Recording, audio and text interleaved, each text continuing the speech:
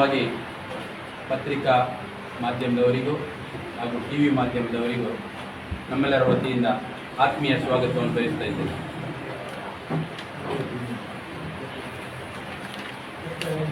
Catholic ಸಭಾ ಮಂಗಳೂರು ಪ್ರದೇಶ registered ಇದರ ಮುಂದಾಳತ್ವದಲ್ಲಿ Catholic ಸಭಾ ಉಡುಪಿ ಪ್ರದೇಶ ರಿಜಿಸ್ಟರ್ಡ್ ಕಾಸರಗೋಡು 400 KV ಮತ್ತು ಪಾಲಡ್ಕ ಕಡಂದಲೆ 220 400 KV ವಿದ್ಯುತ್ ಪ್ರಸಾರಣ ಮಾರ್ಗ ವಿರೋಧಿ ಹೋರಾಟ ಸಮಿತಿಗಳ ಒಕ್ಕೂಟ ಉಡುಪಿ ಹಾಗೂ ದಕ್ಷಿಣ ಕನ್ನಡ ಜಿಲ್ಲೆ, ರೈತ ಸಂಘ ಹಸಿರು ಸೇನೆ, ಭಾರತೀಯ ಕಿಸಾನ್ ಸಂಘ ರಿಜಿಸ್ಟರ್ಡ್ ಕರ್ನಾಟಕ ಪ್ರದೇಶ, ಪರಿಸರ ಸಂಗಮ, ಜೀವ ಸಂಕುಲ ಪರ ವೇದಿಕೆ, ICYM ಮಂಗಳೂರು ಡಯಾಸಿಸ್, ಉಡುಪಿ ಜಿಲ್ಲಾ ಕೃಷಿಕರ ಸಂಘ ಹಾಗೂ ಸಮಾನ ಮನಸ್ಕ ರೈತ ಪರ ಸಂಘ ಸಂಸ್ಥೆಗಳು, ದಕ್ಷಿಣ ಕನ್ನಡ ಉಡುಪಿ ಮತ್ತು ಕಾಸರಗೋಡು ಜಿಲ್ಲೆ ಇದರ ಸಹಭಾಗಿತ್ವದಲ್ಲಿ ಬರುವ 20ನೇ ತಾರೀಕು ನಮ್ಮ ಜ್ಯೋತಿ ವೃತ್ತದ ಬಳಿಯಿಂದ ಜಾಥಾದೊಂದಿಗೆ ನಾವು ಹೊರಟು ಕ್ಲಾಕ್ ಟವರ್ ಬಳಿ ಇರುವ ಮಿನಿ ವಿಧಾನಸೌಧದ ಬಳಿ ಈ ಒಂದು 440-220 ಮೆಗಾವ್ಯಾಟ್ನ ವಿದ್ಯುತ್ ಪ್ರಸರಣದಿಂದಾಗಿ ಆಗುವ ಅನಾಹುತಗಳು,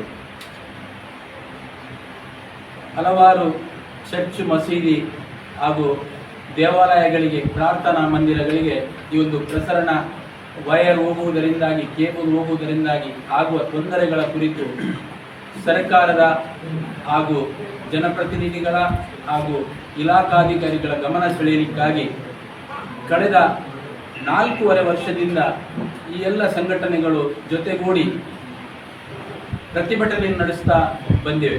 ಅದೇ ರೀತಿ ಸರ್ಕಾರದ ಗಮನಕ್ಕೂ ತಂದು ಸುಪ್ರೀಂ ಕೋರ್ಟ್ ಹಾಗೂ ಹೈಕೋರ್ಟಿಗೆ ದಾವೆಯನ್ನು ಹೂಡಿದೆ.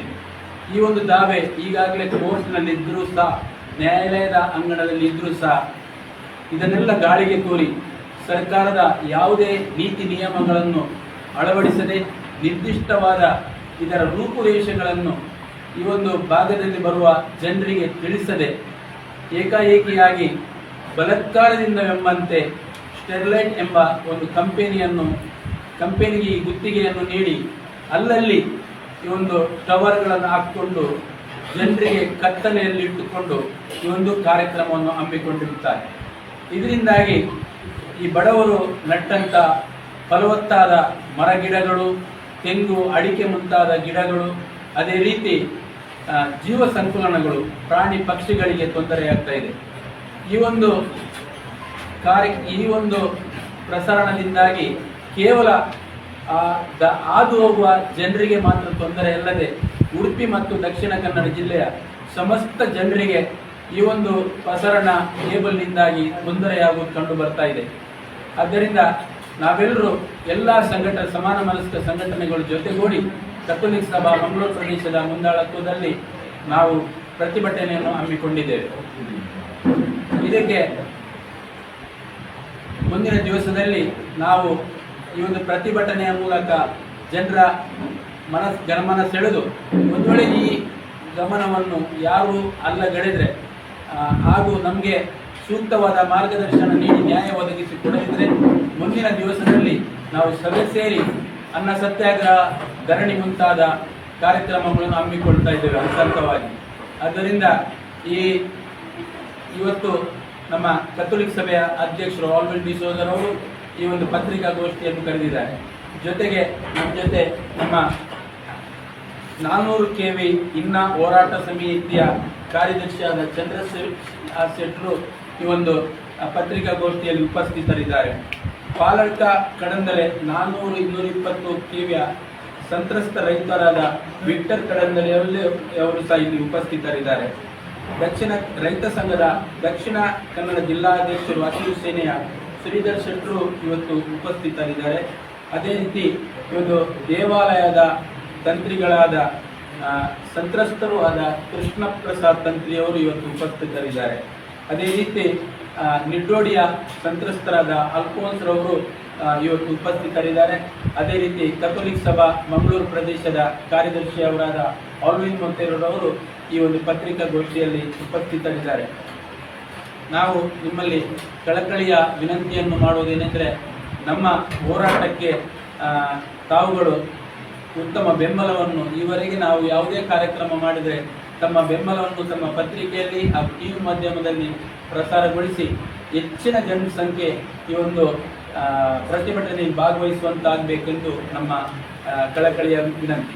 ಆದ್ದರಿಂದ ಮುಂದಿನ ಇದರಿಂದ ಏನು ಅನಾಹುತಗಳಾಗ್ತವೆ ಈ ಬಗ್ಗೆ ಸವಿಸ್ತಾರವಾಗಿ ತಿಳಿಸಲು ಶೆಟ್ಟರು ನಮ್ಮೊಂದಿಗಿದ್ದಾರೆ. ಜೊತೆಗೆ ನಮ್ಮ ಈ ಬೇಡಿಕೆಯನ್ನು ಐವಂಟಿಸುವುದರ ಮುಖಾಂತರ ನಾವು ಮುಖ್ಯಮಂತ್ರಿಗಳಿಗೆ ಬೇಡಿಕೆಯನ್ನು ಇಟ್ಟಿದ್ದೆವು. ಅವರು ಜಿಲ್ಲಾಧಿಕಾರಿಯವರನ್ನು ಕರೆದು ಈ ಒಂದು ಮಾರ್ಗದ ಎಲ್ಲಿ ಎಲ್ಲ ಹೋಗ್ತಾರೆ ಇದರ ಸಂಪೂರ್ಣ ಮಾಹಿತಿಯನ್ನು ನೀಡಬೇಕೆಂಬ ಬಗ್ಗೆ ತಿಳಿಸಿದ್ದಾರೆ. ನಮ್ಮ ಬಗ್ಗೆ ಕಾಳಜಿಯನ್ನು ಹೊಂದಿದ್ದಾರೆ. ಆದ್ದರಿಂದ ಮುಂದಿನ ವಿಧಾನಸಭಾ ಅಧಿವೇಶನದಲ್ಲಿ ಶ್ರೀ ಐವನ್ ಡಿಸೋಜರ್ ಅವರು ಹಾಗೂ ಮಂಜುನಾಥ್ ಭಂಡಾರಿ ಅವರು ಪ್ರಶ್ನೆಯನ್ನು ಎತ್ತುವುದರ ಮೂಲಕ ನಮಗೆ ನ್ಯಾಯವನ್ನು ಒದಗಿಸಿಕೊಡುವ ಭರವಸೆಯನ್ನು ನೀಡಿರುತ್ತಾರೆ. ಶೆಟ್ಟರು ಈಗ ಸವಿಸ್ತಾರವಾಗಿ ತಿಳಿಸುವವರಿದ್ದಾರೆ. ಆತ್ಮೀಯ ಮಾಧ್ಯಮ ಮಿತ್ರರೆಲ್ಲರಿಗೂ ಕೂಡ ನಮಸ್ಕಾರಗಳು. ನಾನು ಶೆಟ್ಟಿ, ಉಡುಪಿ ಕಾಸರಗೋಡು 400 ಕಿಲೋವ್ಯಾಟ್ ಹೋರಾಟ ಸಮಿತಿಗಳ ಒಕ್ಕೂಟದ ಪ್ರಧಾನ ಕಾರ್ಯದರ್ಶಿ ಹಾಗೂ ಉಡುಪಿ ಜಿಲ್ಲಾ ಭಾರತೀಯ ಕಿಸಾನ್ ಸಂಘದ ಒಬ್ಬ ಸಕ್ರಿಯ ಸದಸ್ಯ. ಬಂಧುಗಳು, ಈಗಾಗಲೇ ಈ ವಿಷಯದ ಮೇಲೆ ರಾಹುಲ್ ಅವರು ಹೇಳಿದ ರೀತಿಯಲ್ಲಿ ಅದಕ್ಕಿಂತ ಮೊದಲು ಇದು 3ನೇ ಪತ್ರಿಕಾಗೋಷ್ಠಿ ನಮ್ಮ ಮಂಗಳೂರಲ್ಲಿ.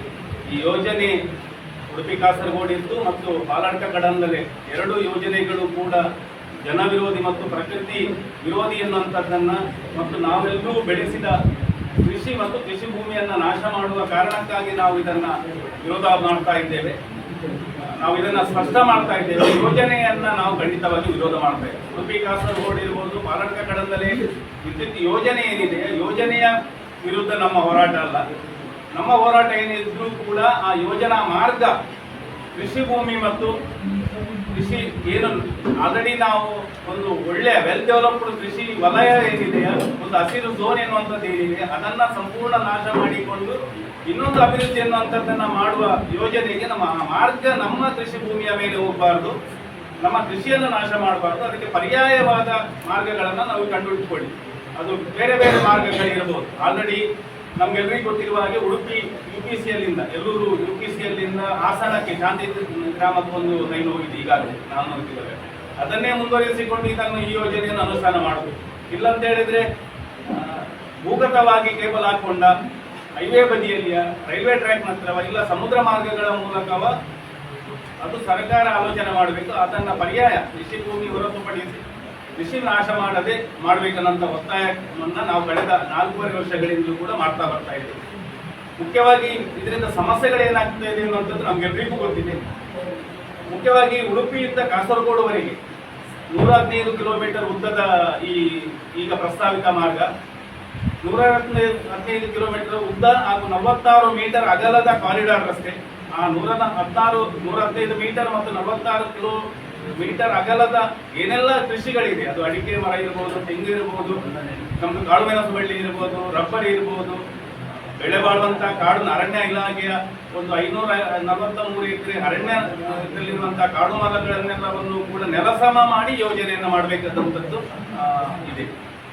ಮುಖ್ಯವಾಗಿ ಒಟ್ಟು ನಮ್ಮ ಲೆಕ್ಕಾಚಾರ ಪ್ರಕಾರ 115 ಕಿಲೋಮೀಟರ್ ನಾವು ಏನು ಹೇಳ್ತೇವೆ ಹೋದ 3450 ಎಕರೆ ಜಾಗ ನೇರವಾಗಿ ಯೋಜನೆಗೆ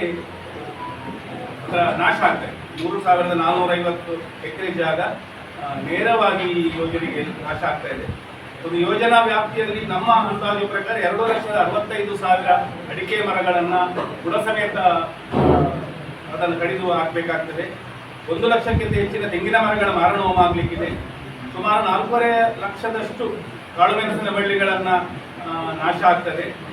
1.5 ಲಕ್ಷದಷ್ಟು ರಬ್ಬರ್ ಮರಗಳು, 25,000 ಹಲಸಿನ ಮರ, 28,000 ಮಾವಿನ ಮರ, 2.5 ಲಕ್ಷಕ್ಕಿಂತ ಹೆಚ್ಚು ವಿವಿಧ ಜಾತಿಯ ನಮಗೆ ಈಗ ಅರಣ್ಯ ಇಲಾಖೆಯಲ್ಲಿ ಉಳಿದಂತ ಸಂರಕ್ಷಿತ ಅರಣ್ಯದಲ್ಲಿರುವಂಥ ವಿವಿಧ ಜಾತಿಯ ಗಿಡಮೂಲಿಕೆ ಇರ್ಬೋದು, ಔಷಧೀಯ ಮೂಲೆಗಳಿರುವಂಥ 2.5 ಲಕ್ಷಕ್ಕಿಂತ ಹೆಚ್ಚಿನ ಜಾತಿಯ ಮರಗಳನ್ನ, ಕಾಡು ಮರಗಳನ್ನ ಈ ಯೋಜನೆ ಕಬಳಿಸುವಂಥದ್ದು.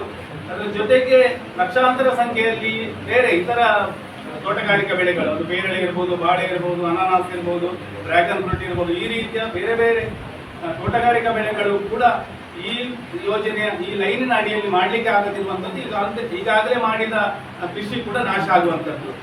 ಅದರ ಜೊತೆಗೆ ಮುಖ್ಯವಾಗಿ ಒಂದು 328 ವಾಸ್ತವ್ಯದ ಮನೆಗಳು, 26 ದೈವಸ್ಥಾನಗಳು, 16 ದೇವಸ್ಥಾನ, 8 ಮಸೀದಿ, 14 ಶಾಲೆಗಳು, 13 ಕ್ರೈಸ್ತ ಧರ್ಮದ ಇಗರ್ಜಿ ಅಥವಾ ಪ್ರಾರ್ಥನಾ ಮಂದಿರಗಳು ಈ ಲೈನ್ ಅಡಿಯಲ್ಲಿ ಬರುವ ಕಾರಣಕ್ಕಾಗಿ ಅಲ್ಲಿ ನಮ್ಗೆ ಯಾವ ದೇವಸ್ಥಾನಗಳು ಪ್ರಾರ್ಥನಾ ಮಂದಿರಗಳು ಕೂಡ ಆ ನಂತರ ಕಾರ್ಯನಿರ್ವಹಣೆಗೆ ಸಾಧ್ಯ ಆಗುವಂತದ್ದಲ್ಲ. ಇದು ನಮ್ಗೆಲ್ಲರಿಗೂ ಗೊತ್ತು. ಅಂತ ಒಂದು 400 ಕಿಲೋವ್ಯಾಟ್ನ ಸಾಮರ್ಥ್ಯದ ವಿದ್ಯುತ್ ಲೈನ್ ಹೋದಾಗ ಅದರ ಅಡಿಯಲ್ಲಿ ಬದುಕುವುದಕ್ಕಂತ ಮನುಷ್ಯನಿಗೆ ಆಗುವುದಿಲ್ಲ. ಇನ್ನೊಂದು ವೈದ್ಯಕೀಯ ಇನ್ನು ಅಧ್ಯಯನಗಳು ಏನು ಹೇಳ್ತಾ ಇದೆ ಅಂತ ಹೇಳಿದ್ರೆ, ಲೈನ್ನ ಆ ಕಡೆ ಈ ಕಡೆ ಒಂದು 3-4 ಕಿಲೋಮೀಟರ್ ವ್ಯಾಪ್ತಿಯಲ್ಲಿ ಜನರಿಗೆ ಮತ್ತು ಪಶುಗಳಿಗೂ ಕೂಡ ಜಾನುವಾರುಗಳಿಗೂ ಕೂಡ ಬಂಜತನ ಇರಬಹುದು, ಕ್ಯಾನ್ಸರ್ನಂತ ಮಾರಕ ಕಾಯಿಲೆಗಳು ಈ ಯೋಜನಾ ವಿದ್ಯುತ್ ಕಾಂತೀಯ ಅಲೆಗಳ ಸೋರುವಿಕೆ ಏನಾಗ್ತಾ ಇದೆ ಅದರ ಕಾರಣದಿಂದ ಆಗ್ತಾ ಇದೆ. ಒಟ್ಟಾರೆಯಾಗಿ ಇಡೀ ಈ ಲೈನಿನಲ್ಲಿ ಜನ ಏನು ಕಳ್ಕೊಳ್ತಾರ, ಅವರ ಭವಿಷ್ಯವನ್ನು ಕಳ್ಕೊಳ್ತಾರೆ, ಅವರ ಕೃಷಿ ಕಳ್ಕೊಳ್ತಾರ. ಅದರ ಜೊತೆಗೆ ಎರಡೂ ಬದಿಯಲ್ಲಿರುವಂತಹ ಒಂದು ಹತ್ತಿರದ ಒಂದು 7-8 ಕಿಲೋಮೀಟರ್ ವ್ಯಾಪ್ತಿಯ ಜನರಿಗೂ ಕೂಡ ಬದುಕುವುದಕ್ಕೆ ಮುಂದಿನ ದಿನಗಳಲ್ಲಿ ಖಂಡಿತವಾಗಿ ಕಷ್ಟ ಆಗ್ತಾ ಇದೆ. ಯಾಕಂದ್ರೆ ನಾನೊಬ್ಬ ಇನ್ನದವ, ನಮ್ಗೆ ಗೊತ್ತಿದೆ, ಅದಾನಿ UPCL ಪವರ್ ಕಾರ್ಪೊರೇಷನ್ ಏನು ಆದ ನಂತರ ನಾವು ಇನ್ನಕ್ಕೂ ನಂದಿಕೂರಿಗೆ 8 ಕಿಲೋಮೀಟರ್ ವ್ಯಾಪ್ತಿ ಇದೆ. ಆದ್ರೆ ನಮ್ಗೆ ಇವತ್ತು ಕೃಷಿ ಮಾಡ್ಲಿಕ್ಕೆ ಆಗ್ತಾ ಇಲ್ಲ. ನನ್ನ ತೆಂಗಿನ ಮರದಲ್ಲಿ ಬೆಳೆ ಬೆಳೆಯುತ್ತಾ ಇಲ್ಲ, ನನ್ನ ಅಡಿಕೆ ಮರ ಗುಡ್ಡಾಗಿದೆ. ಯಾಕಂತ ಹೇಳಿದ್ರೆ ಆರು ಬೂದಿ ಏನಿದೆಯಾ, ಒಂದು ಕಡೆಯಲ್ಲಿ ಆರು ಬೂದಿಯ ಕಾರಣಕ್ಕಾಗಿ ಕೃಷಿ ನಾಶ ಆಗಿದೆ. ಇನ್ನೊಂದು ಅಂತರ್ಜಲ, ಬೂದಿ ಏನು ಕಲ್ಲಿದ್ದಲಿನ ಬೂದಿಯನ್ನು ಅವರು ಹೊಂಡಕ್ಕೆ ಹಾಕ್ತಾರ, ಅಲ್ಲಿ ಅದರಿಂದ ನೀರು ಅಂತರ್ಜಲದಾಗಿ ನಮ್ಮ ಕುಡಿಯುವ ನೀರಿನ ಬಾವಿಗಳು ವಿಷಮುಕ್ತ ಎಲ್ಲವುಗಳನ್ನು ಕೂಡ ಕಣ್ಣಾರೆ ಇತ್ತು.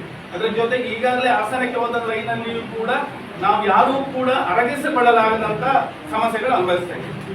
ಅದನ್ನು ಸಮಸ್ಯೆಗಳನ್ನು ಹೇಳಿಕೊಂಡಾಗ ಕೂಡ ಅದು ನಮ್ಮ ಜಿಲ್ಲಾಡಳಿತಗಳಿರ್ಬೋದು, ಉಡುಪಿ ದಕ್ಷಿಣ ಕನ್ನಡದ 2 ಜಿಲ್ಲಾಡಳಿತಗಳಿರ್ಬೋದು, ನಮ್ಮ ಜನಪ್ರತಿನಿಧಿಗಳಿರ್ಬೋದು, ನಮ್ಮ ಸರ್ಕಾರ, ನಮ್ಮ ಮುಖ್ಯಮಂತ್ರಿಗಳಿರ್ಬೋದು, ನಮ್ಮ ರಾಷ್ಟ್ರಪತಿಯವರೆಗೆ, ನಮ್ಮ ರಾಜ್ಯಪಾಲರುಗಳು, ನಮ್ಮ ಪ್ರಧಾನಮಂತ್ರಿಯವರು, ರಾಜ್ಯ ಮತ್ತು ಕೇಂದ್ರದ ಎಲ್ಲ ಇಂಧನ ಸಚಿವಾಲಯ, ಇಂಧನ ಸಚಿವರುಗಳು ಎಲ್ರಿಗೂ ಕೂಡ ನಮ್ಮ ಸಂಕಷ್ಟವನ್ನ ಏನು ಸಮಸ್ಯೆ ಆಗ್ತಾ ಇದೆ ಅನ್ನೋದನ್ನ ಕಳೆದ 4.5 ವರ್ಷಗಳಿಂದ ನಾವು ಮಾಡ್ತಾನೆ ಇದ್ದೇವೆ.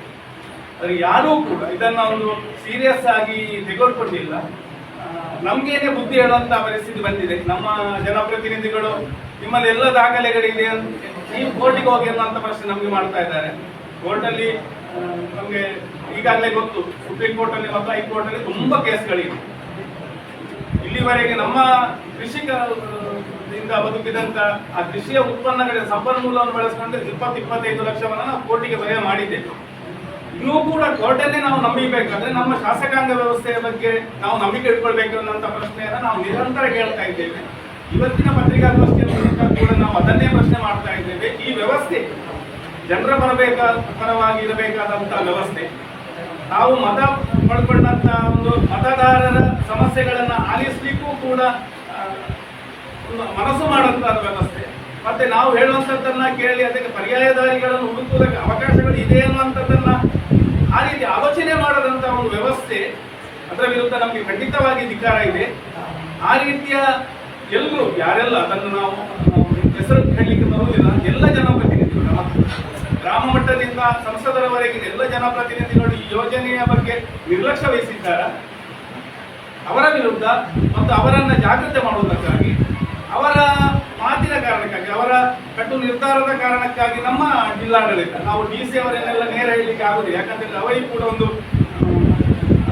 ಮುಖ್ಯವಾಗಿ ನಾವು ಜಿಲ್ಲಾಧಿಕಾರಿ, ದಕ್ಷಿಣ ಕನ್ನಡ ಜಿಲ್ಲಾಧಿಕಾರಿಯನ್ನ ನಾವು ಅವರಿಗೆ ಅಭಿನಂದನೆ ಸಲ್ಲಿಸಬೇಕು. ಯಾಕಂದ್ರೆ 4.5 ವರ್ಷಗಳಿಂದ ಈ ಯೋಜನೆಯನ್ನ ಎಷ್ಟು ಅವರು ತಡೆಯಲಿಕ್ಕೆ ಸಾಧ್ಯ ಆಗ್ತದ, ಒಂದು ಜನಪರವಾಗಿ ಅವರು ಅಷ್ಟು ಕೆಲಸ ಮಾಡಿದ್ದಾರೆ. ಈಗ ಅವರ ಮೇಲೆಯೂ ಕೂಡ ಒತ್ತಡ ತರುವಂತದ್ದು ನಮ್ಮ ವ್ಯವಸ್ಥೆ, ಅದು ರಾಜಕೀಯ ವ್ಯವಸ್ಥೆ ಇರ್ಬೋದು, ಸರ್ಕಾರ, ಕೇಂದ್ರ ಮತ್ತು ರಾಜ್ಯ ಸರ್ಕಾರದ ವ್ಯವಸ್ಥೆ. ನಮ್ಗೆ ಗೊತ್ತಿರುವ ಹಾಗೆ ಇದು ಕೇಂದ್ರ ಸರ್ಕಾರದ ಇಂಧನ ಸಚಿವಾಲಯದಿಂದ ಅನುಮೋದನೆಗೊಂಡಂತಹ ಯೋಜನೆ. ಅದನ್ನ ರಾಜ್ಯ ಸರ್ಕಾರದ ಇಂಧನ ಸಚಿವಾಲಯ ಅನುಷ್ಠಾನಗೊಳಿಸುವಂತ ಜವಾಬ್ದಾರಿ ಇದೆ. ಎರಡೂ ಸರ್ಕಾರಗಳು ಇದರಲ್ಲಿ ನೇರ ಭಾಗಿದಾರರು. ಈ ಎರಡೂ ಸರ್ಕಾರಗಳನ್ನು, ನಮ್ಮ ಜನಪ್ರತಿನಿಧಿಗಳನ್ನು, ಇಡೀ ವ್ಯವಸ್ಥೆಯನ್ನು ಅವರು ಜಾಗೃತಗೊಳಿಸುವುದಕ್ಕಾಗಿ ಮತ್ತು ಈ ಭೂಮಿಯಲ್ಲಿ ನಾವೆಲ್ಲರೂ ಕೂಡ ನಿಮ್ಮನ್ನು ನಮ್ಮನ್ನು ಈ ವ್ಯವಸ್ಥೆ ಬದುಕಬೇಕಾದ್ರೆ ಇನ್ನೊಂದು ಹೆಮ್ಮೆಯಿಂದ ನಾವು ಹೇಳ್ಕೊಡುವಂಥದ್ದು, ನಾವು ಕೃಷಿಕರಾಗಿ ಹೇಳ್ಕೊಡುವಂಥದ್ದು, ಇವತ್ತು ನಾವು ಸ್ವಚ್ಛ ಗಾಳಿಯನ್ನ ಉಸಿರಾಡ್ತಾ ಇದ್ದೇವೆ, ಒಂದಷ್ಟು ಸ್ವಚ್ಛ ನಮ್ಮದು ಸುತ್ತ ನೀರು ಬಳಸ್ಕೊಳ್ತಾ ಇದ್ರೆ ಇವತ್ತು ಕೃಷಿ ವಲಯ ಒಂದಷ್ಟು ಜೀವಂತವಾಗಿರುವ ಕಾರಣಕ್ಕಾಗಿ ನಮ್ಗೆಲ್ಲರಿಗೂ ಗೊತ್ತಿದೆ, ಉಡುಪಿ ದಕ್ಷಿಣ ಕನ್ನಡ ಜಿಲ್ಲೆಯಲ್ಲಿ ಕೈಗಾರಿಕಾಕರಣದ ಕಾರಣಕ್ಕಾಗಿ 75% ಕೃಷಿ ನಾಶ ಆಗಿದೆ, ಹಸಿರು ವಲಯ ನಾಶ ಆಗಿದೆ. ಇವತ್ತು ಇರುವಂತಹ 25% ಕೂಡ ಈ ಯೋಜನೆ ಕಾರಣಕ್ಕಾಗಿ ನಾಶ ಆದರೆ ಮುಂದೆ ನಾವು ಹೇಗೆ ಬದುಕುವಂಥದ್ದು, ನಮ್ಮ ಮುಂದಿನ ಪೀಳಿಗೆಗೆ ನಮ್ಗೆಲ್ಲರಿಗೂ ಒಂದು ಜವಾಬ್ದಾರಿ ಇದೆ. ನಮ್ಮ ಹಿಂದಿನ ಏನು ಹಿರಿಯರು ನಮಗೆ ಈ ಕೃಷಿ ಭೂಮಿಯನ್ನ ಈ ವ್ಯವಸ್ಥೆಯನ್ನ ಉಳಿಸಿ ಹೋಗಿದ್ದಾರೆ. ಇವತ್ತು ನಾವು ಅದನ್ನು ಇನ್ನಷ್ಟು ಒಳ್ಳೆಯ ರೀತಿಯಲ್ಲಿ ಮುಂದಿನ ಪೀಳಿಗೆಗೆ ದಾಟಿಸಬೇಕು. ಆ ಪ್ರಯತ್ನಕ್ಕಾಗಿ ಮುಂದಿನ ಪೀಳಿಗೆ ನಮ್ಮನ್ನ ದೂಷಿಸಬಾರದೆನ್ನ ಕಾರಣಕ್ಕಾಗಿ ನಾವು ಇವತ್ತು ಹೋರಾಟವನ್ನು ನಿರಂತರ ಮಾಡ್ತಾ ಇದ್ದೇವೆ. ಇವತ್ತು ನಮ್ಮೆಲ್ಲರ ಮುಂದೆ ನಿಮ್ಮ ಮುಂದೆ ಮತ್ತೆ ಮತ್ತೆ ನಾವು ಒಂದು ನಿಂತು ನಮ್ಮ ಹತಾಶ ಅದನ್ನು ತೋಳಿಕೊಳ್ಳುವಂಥದ್ದು ಮುಂದಿನ ಪೀಳಿಗೆಗೆ ನಾವು ನೀವೆಲ್ಲರೂ ಸೇರಿಕೊಂಡು ಏನನ್ನು ಉಳಿಸಬೇಕು ಇಂತಹ ವಿಷಯಗಳು ಬಂದರೆ ಸ್ವಲ್ಪ ನಮ್ಮ ಪರವಾಗಿ ಅದು ಕೊಟ್ಟು ಪ್ರಕೃತಿಯ ಪರವಾಗಿ ನಾವೆಲ್ಲರೂ ಆಲೋಚನೆ ಮಾಡಿ ಯಾರಿಗೆ ಮುಟ್ಟಬೇಕಾ, ನಿಜವಾಗಿ ಈ ವಿಷಯ ಯಾರಿಗೆ ಮುಟ್ಟಬೇಕಾ, ಯಾರ ಕಣ್ಣು ತೆರೆಸಬೇಕಾ, ಯಾರು ಈ ಬಗ್ಗೆ ಸ್ವಲ್ಪ ಜಾಗೃತರಾಗಿ ಅವರ ಕಾಳಜಿ ಮತ್ತು ಬದ್ಧತೆಯನ್ನ ನಾವು ವ್ಯವಸ್ಥೆಯ ಬದ್ಧತೆಯನ್ನ ನಾವು ಪ್ರಶ್ನೆ ಮಾಡ್ತಾ ಇದ್ದೇವೆ ನಿರಂತರವಾಗಿ. ಮಾಧ್ಯಮದ ಮೂಲಕ ಕೂಡ ಇವತ್ತು ನಾವು ಹೇಳ್ತಿರೋದು ನಿಮ್ಮ ಬದ್ಧತೆಯನ್ನ ನೀವು ಪ್ರದರ್ಶಿಸಿ, ನಿಮ್ಮ ಅಧಿಕಾರ ವ್ಯಾಪ್ತಿಯಲ್ಲಿರುವಂತದ್ದನ್ನ ಯಾಕೆ ನೀವು ಜನರ ಪರವಾಗಿ ಕೆಲಸ ಮಾಡ್ತಾ ಇದ್ದಾರೆ, ಜನರ ಪರವಾಗಿ ಅಂತ ಕೂಡ ನಾನು ಹೇಳ್ತಾ ಇದ್ದೀನಿ. ವ್ಯವಸ್ಥೆ ಉಳಿಬೇಕಾದ್ರೆ ನಾಳೆ ಈ ವ್ಯವಸ್ಥೆ ಈ ಕೃಷಿ ವಲಯ ಈ ಹಸಿರು ಸೋಮೆ ಅನ್ನುವಂಥದ್ದು ನಾಶ ಆದ್ರೆ ನಾವು ಯಾರಿಗೂ ಬದುಕಲಿಕ್ಕೆ ಆಗುದಿಲ್ಲ. ಇಲಾಖೆಗಳಿಗೂ ಕೂಡ ಇಲಾಖೆ ಇಷ್ಟೇ ಆಗ್ಬೋದು, ವ್ಯವಸ್ಥೆ ಜನಪ್ರತಿನಿಧಿಗಳು ಕೂಡ ನಾಳೆ ರಾಜಕಾರಣ ಯಾರೊಟ್ಟಿಗೆ ಮಾಡ್ತಾರೆ ಅನ್ನುವಂಥದ್ದು ಎಲ್ಲವೂ ಪ್ರಶ್ನೆಗಳಿದೆ. ಎಲ್ಲವನ್ನೂ ಮುಂದಿಟ್ಟುಕೊಂಡು ಈಗ 20 ತಾರೀಕಿನಂದು ನಾವು ಸಭಾ ಬಹಳ ಒಂದು ಆಸಕ್ತಿಯಿಂದ ಮುಂದಿರುತ್ತದೆ. ಅದರ ಜೊತೆಗೆ ನಾವು ಹೋರಾಟ ಸಮಿತಿಗಳ ಒಕ್ಕೂಟ ಉಡುಪಿಯಿಂದ ಕಾಸರಗೋಡುವರೆಗಿನ ಒಕ್ಕೂಟದ ಎಲ್ಲ ಗ್ರಾಮಗಳ ಸಮಿತಿ ಸದಸ್ಯರುಗಳು, ಭೂಮಾಲಕರುಗಳು, ಸಂತ್ರಸ್ತರು, ಸಮಾನ ಮನಸ್ಕ ರೈತಪರ ಸಂಘಟನೆಗಳು, ಭಾರತೀಯ ಕಿಸಾನ್ ಸಂಘ ಇರ್ಬೋದು, ಉಡುಪಿ ಜಿಲ್ಲಾ ಕೃಷಿಕರ ಸಂಘ ಇರ್ಬೋದು, ಪರಿಸರ ಸಂಘ ಇರ್ಬೋದು, ಇವೆಲ್ಲರೂ ಕೂಡ ಸೇರಿಕೊಂಡು ಒಂದು ಬೃಹತ್ ಮಟ್ಟದ ಪ್ರತಿಭಟನೆಯನ್ನ ಒಂದು ಜನಜಾಗೃತಿ ಜಾಥಾವನ್ನು ನಡೆಸಬೇಕಾಗಿ ತೀರ್ಮಾನ ಮಾಡಿದ್ದೇವೆ. ನಮ್ಮ ಬೇಡಿಕೆ ಇರುವಂಥದ್ದು ನಾಳೆ ದಿನ ನಾವು ಒತ್ತಾಯ ಮಾಡಿಕೊಂಡು ಪ್ರತಿಭಟನೆ ಮಾಡಿಕೊಂಡು ನಾವು ಬೇಡಿಕೆ ದೊಡ್ಡ ಪಟ್ಟಿ ಇಲ್ಲ. ನಮ್ಮ ಬೇಡಿಕೆ ಇರುವಂಥದ್ದು ಒಂದು ಮುಖ್ಯವಾಗಿ ಈಗಾಗಲೇ ವೆಲ್ ಡೆವಲಪ್ಡ್ ಒಂದು ಹಸಿರು ವಲಯ ಏನಿದೆಯಾ, ಅಗ್ರಿಕಲ್ಚರ್ ಝೋನ್ ಇದೆಯಾ, ಇದನ್ನು ನಾಶ ಮಾಡಿ ಇನ್ನೊಂದು ಅಭಿವೃದ್ಧಿ ಅನ್ನುವಂಥದ್ದನ್ನು ನೀವು ಕಲ್ಪನೆ ಮಾಡುವುದನ್ನು ಒಂದಷ್ಟು ಇನ್ನೊಮ್ಮೆ ಪುನರ್ವಿಮರ್ಶೆ ಮಾಡಿ ಈ ಯೋಜನೆಯನ್ನ ಕೃಷಿ ನಾಶ ಮಾಡದೆ ಪರ್ಯಾಯ ಮಾರ್ಗದ ಮೂಲಕ ಅನುಷ್ಠಾನ ಮಾಡುವುದಕ್ಕೆ ಮಾಡಬೇಕೆನ್ನುವಂಥ ಒತ್ತಾಯ. ಅದರ ಜೊತೆಗೆ ನಮಗೆಲ್ಲರಿಗೂ ಗೊತ್ತಿದೆ 1885ರಲ್ಲಿ ಟೆಲಿಗ್ರಾಫ್ ಆಕ್ಟ್ ಬಂದಿದೆ. ಸ್ವಾತಂತ್ರ್ಯ ಪೂರ್ವ ಬ್ರಿಟಿಷರ ಕಾಲದಲ್ಲಿರುವಂತಹ ಟೆಲಿಗ್ರಾಫ್ ಆಕ್ಟ್ ಏನಿತ್ತು ಕೂಡ ಈ ಯೋಜನೆಗೆ ಇವತ್ತು ಕೂಡ ಅದನ್ನ ಮುಂದಿಟ್ಟುಕೊಂಡವರು ಹೇಳ್ತಾ ಇದ್ದಾರೆ. ಟೆಲಿಗ್ರಾಫ್ ಆಕ್ಟ್ ಅಲ್ಲಿ ನಾವು ಏನು ಮಾಡಬಹುದು, ಈಗ ಈ ಯೋಜನೆಯ ಕಾಮಗಾರಿ ಪಡ್ಕೊಂಡವರು ಸ್ಟೆರ್ಲೈಟ್ ಕಂಪನಿ, ಈ ಕಂಪನಿಯವರು ಹೇಳ್ತಾ ಇರೋದು ನಮಗೆ ಟೆಲಿಗ್ರಾಫ್ ಆಕ್ಟ್ ಮತ್ತು ಎಲೆಕ್ಟ್ರಿಸಿಟಿ ಆಕ್ಟ್ ಇಂದ ಪ್ರಕಾರ 164 ಪ್ರಕಾರ ನಮಗೆ ಡೊಮೈನ್ ಪವರ್ ಇದೆ. ನಮಗೆ ನಿಮಗೆ ತಿಳಿದ ಪ್ರಕಾರ ಇವತ್ತು ಪ್ರಜಾಪ್ರಭುತ್ವ ವ್ಯವಸ್ಥೆಯಲ್ಲಿ ಡೊಮೈನ್ ಪವರ್ ಎನ್ನುವಂಥದ್ದನ್ನ ಆಗುತ್ತಿಲ್ಲ. ಏನಿದ್ರೂ ಕೂಡ ಜನರನ್ನ ವಿಶ್ವಾಸಕ್ಕೆ ತೆಗೆದುಕೊಂಡು ಭೂಮಾಲಕರನ್ನ ನ್ಯಾಯಯುತವಾಗಿ ಗೌರವಯುತವಾಗಿ ನಡೆಸಿಕೊಂಡು ಅವರಿಗೆ ಈ ಯೋಜನೆ ಬಗ್ಗೆ ಸ್ಪಷ್ಟತೆ ಮಾಡಿಕೊಂಡು ಅವರ ಒಪ್ಪಿಗೆಯನ್ನ ಪ್ರೀತಿಯಿಂದ ಪಡ್ಕೊಂಡು ಮಾಡಬೇಕು. ಆದ್ರೆ ಇಲ್ಲಿವರೆಗೂ ಕೂಡ ಒಂದೇ ಒಂದು ಭೂಮಾಲಕರಿಗೆ 4.5 ವರ್ಷಗಳಿಂದ ಒಂದೇ ಒಂದು ಭೂಮಿಯ ರೈತರಿಗೆ ನೋಟಿಸ್ ಆಗಿಲ್ಲ. ಈ ಯೋಜನೆ ಏನೆನ್ನುವಂಥದ್ದನ್ನು ಒಂದು ಪ್ರೈಮರಿ ಪ್ರಾಥಮಿಕ ಮಾಹಿತಿ ಒಳಗೊಂಡಂತ ಒಂದು ಪಬ್ಲಿಕ್ ಹಿಯರಿಂಗ್ ಆಗಿಲ್ಲ. ಕೇವಲ ಎಲ್ಲಿ ಟವರ್ ಆಗಬೇಕಾ ಆ ಟವರ್ ಇರುವ ಜಾಗದವರನ್ನ ಏನೋ ಬೇರೆ ಬೇರೆ ಫಲಪ್ರಯೋಗ ಮಾಡಿ ಅವರನ್ನ ಸುಳ್ಳು ಮಾಹಿತಿಗಳ ಮೂಲಕ ಒಂದು ಬ್ಲ್ಯಾಕ್ಮೇಲ್ ತಂತ್ರಗಳಲ್ಲಿ ಒಂದಷ್ಟು 10% ಜನರ ಜಾಗದಲ್ಲಿ ಸರ್ಕಾರಿ ಜಾಗ ಮತ್ತು ಒಂದು 10% ಜನರ ಜಾಗದಲ್ಲಿ ಫೌಂಡೇಶನ್ ಹಾಕುವಂಥದ್ದಕ್ಕೆ ಮಾತ್ರ ಸಾಧ್ಯ ಆಗಿದೆ. ಅವರು ಹೇಳಿಕೊಳ್ಳುವ ರೀತಿಯಲ್ಲಿ ಪತ್ರಿಕಾ ಪ್ರಕಟಣೆಯಲ್ಲೆಲ್ಲ ಕೊಟ್ಟಿದ್ದಾರೆ, ನಾವು 90% ಮುಗಿಸಿದ್ದೇವೆ. ಏನೂ ಇಲ್ಲ. ಉಡುಪಿಯಿಂದ ಕಾಸರಗೋಡುವರೆಗೂ ಕೂಡ ಇವತ್ತು ನಾವೆಲ್ಲರೂ ಹೋಗಿ ಲೆಕ್ಕ ಮಾಡಿದ್ರು ಕೂಡ 10% ಕೂಡ ಕೆಲಸ ಆಗಿಲ್ಲ. ಇದೆಲ್ಲವನ್ನು ಮುಂದಿಟ್ಟುಕೊಂಡು ದಯವಿಟ್ಟು ಮಾಧ್ಯಮ ಮಿತ್ರರು ವಾಸ್ತವ ಸತ್ಯಗಳನ್ನು, ಈ ಗ್ರೌಂಡ್ ರಿಯಾಲಿಟಿ ಏನಿದೆಯಾ ಈ ನಾಡಿನ, ಅದನ್ನ ಸ್ವಲ್ಪ ನಾವು ಹೇಳುವಂಥದ್ದನ್ನೇ ನೀವು ಒಪ್ಪಿಕೊಂಡು ಹೊರಗೆ ಮಾಡ್ಬೇಕಂತ ಹೇಳ್ತಾ ಇಲ್ಲ. ವಾಸ್ತವ ಸತ್ಯವನ್ನು ನಾವು ಅಧ್ಯಯನದ ಮೂಲಕ, ನಾವು ಪ್ರತಿ ಸಲ ನಿಮಗೆ ರಿಕ್ವೆಸ್ಟ್ ಮಾಡುವಂಥದ್ದು ಆದಷ್ಟು ಕೇಸ್ ಸ್ಟಡಿಗಳ ಮೂಲಕ ಸತ್ಯತೆಯನ್ನ ಬಹಿರಂಗಪಡಿಸಿದ್ರೆ ಸರ್ಕಾರದ ಕಣ್ಣು ತೆರೆಸುವಂಥದ್ದು, ಈ ವ್ಯವಸ್ಥೆಯನ್ನ ಪ್ರಶ್ನೆ ಮಾಡುವಂಥದ್ದು ನಾವೆಲ್ಲರೂ ಕೂಡ ಮಾಡುವ ಎನ್ನುವಂಥ ಮತ್ತೊಮ್ಮೆ ನಿಮ್ಮನ್ನು ಅಭಿನಂದಿಸುತ್ತಾ ನನ್ನ ಮಾತನ್ನ ಮುಗಿಸ್ತೇನೆ. ಮುಂದೆ ಕಡಂದರೆ ಬಾಲಕ ಕಡಂದರೆ ಯೋಜನೆ ಇದೇ ಮಾದರಿ ವಿಕ್ಟರ್ ಕಡಂದರೆ ಅವರಿಗೆ ಆ ಬಗ್ಗೆ ಸ್ವಲ್ಪ. ಎಲ್ಲ ಮಿತ್ರರಿಗೂ ನಮಸ್ಕಾರ. ಪೂರಕವಾಗಿ 400 KV ಮತ್ತು 220 KV ಈ ಒಂದು ಲೈನ್ ಕಡಂದರೆ ಪಾಲಡ್ಕ ಮೂಲಕ ಮುಂದುವರಿಯುತ್ತದೆ. ಆಕ್ಚುಲ್ ಕಡಂದರೆ ಪಾಲಡ್ಕದಲ್ಲಿ ಒಂದು ಲೈನ್ ಈಗಾಗಲೇ ಹಾಸನ ಮತ್ತು ಉಡುಪಿಯ ಮಧ್ಯೆ ಹಾದು ಹೋಗಿದೆ 12 ವರ್ಷ ಮೊದಲು. ಅದರಿಂದ 5 ಕಿಲೋಮೀಟರ್ನಷ್ಟು ಲೈನ್ ತಂದು ಒಂದು ಸಬ್ಸ್ಟೇಷನ್ ಮಾಡ್ತಾ ಇದ್ದಾರೆ. ಸಬ್ಸ್ಟೇಷನ್ಗಾಗಿ 2229 ಮರಗಳನ್ನು ಕಡಿದಿದ್ದಾರೆ. 2229 ಮರ 27 ಎಕರೆ ಜಾಗದಲ್ಲಿ ಕಡಿದಿದ್ದಾರೆ. ಈ ಮರಗಳನ್ನು ಕಡಿತಾ ಇರುವಾಗ ಜನರು ವಿರೋಧಿಸಿದ್ರು. ಅದನ್ನು ಎಲ್ಲೂ ದಾಖಲಿಸದೆ ಅಹವಾಲು ಸಭೆ ಹೆಸರಿಗೆ ನಡೆದಿದೆ, ಅದು ಎಲ್ಲೂ ದಾಖಲಿಸಿದ್ದಾಗಿದೆ. 2 ವಿಶೇಷ ಗ್ರಾಮ ಸಭೆಗಳನ್ನು ನಾವು 2022 ಜೂನ್ 7ರಂದು ಅರ್ಜಿ ಕೊಟ್ಟು ಗ್ರಾಮ ಸಭೆಯಲ್ಲಿ ಪ್ರಸ್ತಾಪ ಮಾಡಿ 2 ವಿಶೇಷ ಗ್ರಾಮ ಸಭೆ ಕರೆದಿದ್ದೇವೆ. ಈ ಗ್ರಾಮ ಸಭೆಗಳಲ್ಲಿ ಸ್ಪಷ್ಟವಾಗಿ ನಾವು ವಿರೋಧ ಮಾಡಿದ್ದೇವೆ. ಅದನ್ನು ದಾಖಲಿಸಿದ್ದಾರೆ. ಗ್ರಾಮ ಪಂಚಾಯತ್ ದಾಖಲಿಸಿ ನಮ್ಮ ಶಾಸಕರಿಗೆ ಹಾಗೂ ಅಧಿಕಾರಿಗಳಿಗೆ ಕಳಿಸಿಕೊಟ್ಟಿದ್ದಾರೆ. ನಮ್ಮ ಶಾಸಕರು ಆಗಿನ ಇಂಧನ ಸಚಿವರಲ್ಲಿ ಅದು ಅಕ್ಟೋಬರ್ 18ರಂದು 2022 ಅಕ್ಟೋಬರ್ 18ರಂದು ಆಗಿನ ಇಂಧನ ಸಚಿವರಲ್ಲಿ ಮನವಿ ಕೊಟ್ಟಿದ್ದಾರೆ. ನಮ್ಮ 532 ಸಹಿಗಳುಳ್ಳ ಮನವಿ, ಅವರೊಂದು ಲೆಟರ್ ಕೂಡ ಬರೆದಿದ್ದಾರೆ.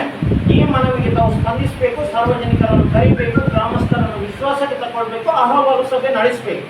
ಆದರೆ ವರ್ಷ 3 ಕಳೆಯಿತು, ಇವತ್ತು ಸಾಧ್ಯವಾಗಿಲ್ಲ.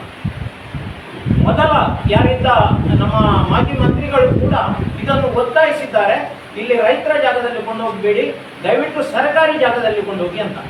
ನನ್ನ ಒತ್ತಾಯ ಇಷ್ಟೇ, ಸಾರ್ವಜನಿಕ ಅಹವಾಲು ಸಭೆ ಜಿಲ್ಲಾಡಳಿತ ಮತ್ತು KPTCL ಕರೆದು ಕಾರ್ಯಕ್ರಮ ಮುಂದುವರಿಸ್ತೀವಿ. 2ನೇದು, ಭೂಗತ ಲೈನ್ ಅಲ್ಲಲ್ಲೇ ಆಗ್ತಾ ಇದೆ, ದಯವಿಟ್ಟು ಭೂಗತ ಲೈನ್ನೇ ಮಾಡಿ. ನಮ್ಮ ಮಂಗಳೂರಿನ 2 ಶಾಸಕರು ಕೂಡ ಇಲ್ಲಿ ಒಂದು 1 ಕಿಲೋಮೀಟರ್ ಭೂಗತ ಲೈನ್ ಅನ್ನು ಪ್ರಸ್ತಾವನೆ ಕಳಿಸಿದ್ದಾರೆ. ತಮ್ಮ ಪತ್ರಿಕೆಗಳಲ್ಲಿ ಬಂದಂತೆ ನಾನು ಇತ್ತೀಚೆಗೆ ಫೆಬ್ರವರಿಯಲ್ಲಿ ಓದಿದ ನೆನಪು ನನಗೆ. ಅದರಿಂದ ಭೂಗತ ಮೂಲಕವೇ ಈ ವ್ಯವಸ್ಥೆಯನ್ನು ಮಾಡಿ. ಅಭಿವೃದ್ಧಿಗೆ ಯಾವ ಕಾರಣಕ್ಕೂ ನಮ್ಮ ವಿರೋಧವಿಲ್ಲ.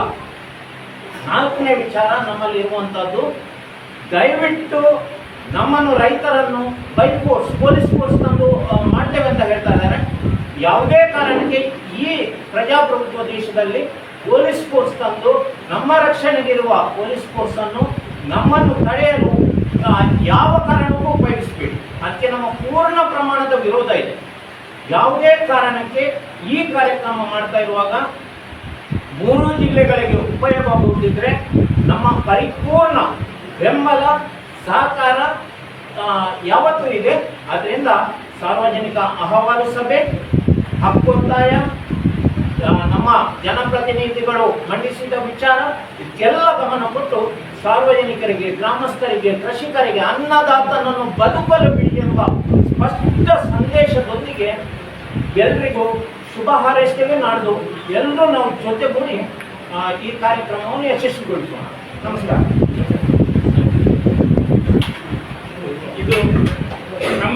ಈ ಪ್ರತಿಭಟನೆ ಯಶಸ್ವಿಯಾಗಬೇಕಾದ್ರೆ ನೀವು ಪತ್ರಿಕೆಯಲ್ಲಿ ನಮಗೆ ಪ್ರಚಾರ ಕೊಟ್ಟರೆ ಮಾತ್ರ ನಾವು ಖಂಡಿತ ಯಶಸ್ವಿ ಆಗ್ತೀವಿ. ಈ ಪ್ರಚಾರಕ್ಕೆ, ಈ ನಮ್ಮ ಪ್ರತಿಭಟನೆಗೆ ಜನರು ಬರಬೇಕಾದ್ರೆ ನಮ್ಮ ವರದಿ ನೋಡಬೇಕು. ವರದಿ ನೋಡಿದ್ರೆ ಖಂಡಿತ ನಾವು ಯಶಸ್ವಿ ಆಗ್ತೇವೆ. ಹೋದ ಸಾರಿ ನಾವು ಉಳ್ಳಿಯ ಬಾವೂರಿನ ಹೋರಾಟ ಮಾಡಿದ್ದೆವು. ಅದರಲ್ಲಿ ನಾವು ನಿಮ್ಮ ಒಂದು ಸಹಕ ಬೆಂಬಲದಿಂದಲೇ ನಾವು ಅದರಲ್ಲಿ ಯಶಸ್ವಿಯನ್ನು ಕಂಡಿದ್ದೇವೆ. ಆದುದರಿಂದ ಈ ಸಾರಿ ಆದಷ್ಟು ಜನ ಸೇರುವಂತೆ ತಾವು ಮಾಡಬೇಕು ಎಂದು ಹೇಳಿ ತಮ್ಮಲ್ಲಿ ನಾನು ಕಳಕಳಿಯಿಂದ ಕೇಳಿಕೊಳ್ತಾ ಇದ್ದೇನೆ.